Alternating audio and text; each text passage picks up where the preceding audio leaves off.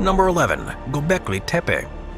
Summarizing the importance of the archaeological site at Göbekli Tepe, Turkish for hill with a belly, is a formidable task. In 1994, German archaeologist Klaus Schmidt and his team unearthed a handful of findings that continue to revolutionize the way archaeologists think about Stone Age man. The site dates back about 11,500 years to the tail end of the Stone Age. The predominant understanding was that during this time, hunter-gatherers roamed the earth, never settling, living as each day came. The huge Göbekli Tepe complex, however, brings this view into question. It consists of large T-shaped pillars with animal carvings, huge stone rings, and vast amounts of rectangular rooms, many believed to have religious importance.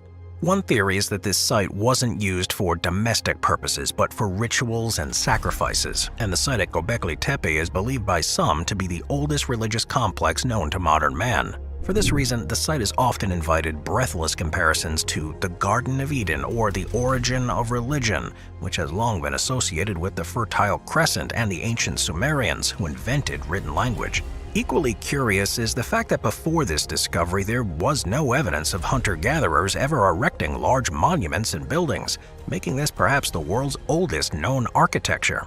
Nearby the site is Mount Karakodag, a mountain that geneticists believe to be the birthplace of many of today's cultivated grains. It's theorized that Göbekli Tepe could be showing us a transition period, depicting nomadic culture's first attempt to farm, which would later bring about permanent settlement. The 1-acre excavation site has raised more questions than it's answered, and astoundingly enough, the site's believed to extend some 22 additional acres. Then, around 8000 BC, the site was filled with soil and mysteriously abandoned. Number 10. Horsetail Falls Fire Fall. Central California's Yosemite Valley is filled with countless waterfalls, but many of them only flow for part of the year. Horsetail Falls is one of those seasonal waterfalls, flowing over the eastern edge of El Capitan in the winter and early spring. It's got two distinct streams and drops some 1,500 feet onto the steep slabs, spraying up a mist before continuing down another 500 feet to the bottom of the mountain. As beautiful as the fall is by itself, for just a few days at the end of February, it becomes a dazzling show known as the Fire Fall. If the conditions are just right, once the sun dips below the horizon, everything will begin to go dark and it will seem for a moment as if the fire fall has failed to ignite. But as the sunlight disappears, the waterfall catches the final rays, which reflect off the falls to create a spectacular, short-lived effect that looks like a beautiful cascade of liquid fire. Even if you're standing at the right spot at the right time of the year, you may not witness a firefall. This phenomenon happens when the sky is free of clouds or haze and there's sufficient snowmelt to feed the waterfall. Bizarrely, Yosemite Park used to actually create these firefalls by pushing huge piles of coals off the edge of a cliff.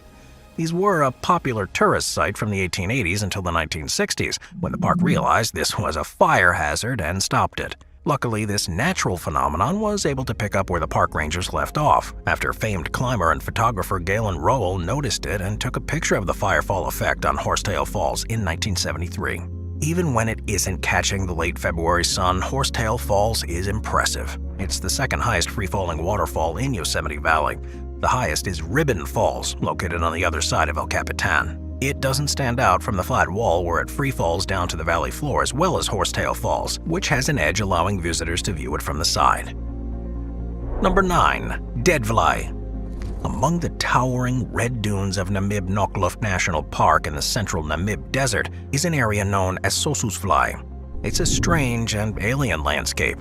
The rich red dunes that surround the area owe their hue to age. Over 1,000 years, the sand has literally rusted. Sossusvlei is a wide, flat, salt-covered expanse with a dense and compact layer of clay in the subsoil. When dry, Sossusvlei is hard and arid, and when wet, as it gets every 5 to 10 years when fed by the Sauschab River, it becomes sticky and plastic. The area is the river's final destination. Even in the wettest of years, the water soaks into the salt clay pan, giving the area its nickname, Place of No Return.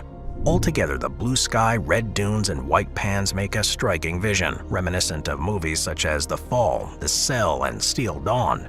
Nearby is yet another place of no return. This one's even older and much more dead than Sossusvlei. It's known as Deadvlei or Dead Marsh, Vlei being Afrikaans for a type of marsh. It's found among the tallest dunes in the world. Some of them reach 1,300 feet high, which is almost as lofty as the Empire State Building. Deadvlei was once like Sossusvlei, with a river dancing into it to nourish desert life and even trees, but no longer. Some 900 years ago, the climate dried up and the dunes cut off Deadvlei from the river. It became too dry here for the trees to even decompose. They simply scorched black in the sun, monuments to their own destruction. The trees, now over 1,000 years old, form a barren forest. The area, however, is not entirely without life. Sassola shrubs and clumps of Nara melon stay alive by subsisting off of morning mists. It's a 45-mile drive from the park gates to the dunes here at Sossusvlei and Deadvlei. One of the many reasons to go is to experience the sunrise or sunset over the huge red sand dunes of the Namib Desert. These skies that are here are among the clearest on the planet. Number 8. Slope Point. Slope Point is the most southerly spot on New Zealand's South Island. It's perched upon rugged cliffs that dip into the sea. Cold winds tear through the air, battering the land and all that grows on it. The weather is so fierce here that the whipping winds have left a patch of trees weirdly warped. The tangled trees stretch sideways rather than upwards. They're bent at these weird angles, their branches permanently coiffed to the side like a permanent ill-advised hairdo.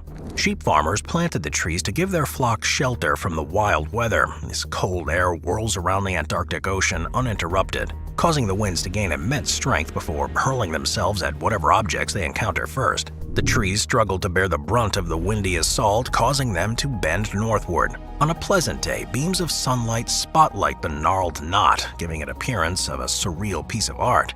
Against the ominous gray skies of a drearier visit, the mangled mass seems almost sinister. It is a beautiful place to explore. Green pasture land stretches towards the horizon, leading to the rocky cliffs that plunge into the water below. The place is sparsely inhabited, apart from the sheep that dot the landscape.